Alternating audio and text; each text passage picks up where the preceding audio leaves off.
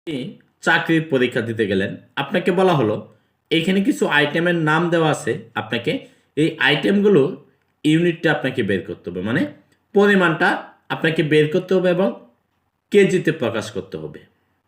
এবং কন্ডিশন দিল যে আপনি এখানে যদি 5 লিখেন তাহলে 5-এর সাথে কেজি শব্দটা থাকবে। তো এই কাজটা আপনি কীভাবে অটোমেটিকলি করবেন, যদি আপনি করতে পারেন তাহলে আপনি পরীক্ষায় পাস করে ফেলবেন। তো আপনি যদি এই কাজটি করতে না পারেন তাহলে অবশ্যই আমার এই ভিডিওটি দেখে নেবেন। তো এর জন্য প্রথমে আপনি ইউনিটের গড়ে যে সেলগুলো আছে এগুলোকে এভাবে ড্র্যাগ করে সিলেক্ট করে নেবেন। সিলেক্ট করার পরে আপনি সরাসরি চলে যাবেন হচ্ছে হোমে। হোম থেকে যে এখানে দেখেন লেখা আছে নাম্বার, এই নাম্বারের এই আইকনে ক্লিক করবেন। এখান থেকে আপনি সরাসরি চলে যাবেন হচ্ছে কাস্টমে। কাস্টম থেকে এই যে জেনারেল লেখাটা আছে এইখানে আপনি ক্লিক করবেন। ক্লিক করার পর আপনি প্রথমে ডবল কোটেশন দিবেন।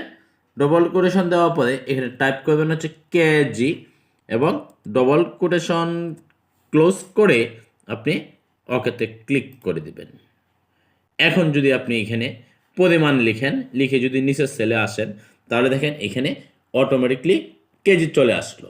দেখেন আমি এই সেলে লিখলাম, নিচের সেলে আসলাম, অটোমেটিকলি কেজি চলে আসলো। আবার এখানে লিখলাম, দেখেন অটোমেটিকলি কেজি চলে আসলো। তো আশা করি ভিডিওটি আপনাদের অনেক হেল্পফুল হবে। ধন্যবাদ সকলকে।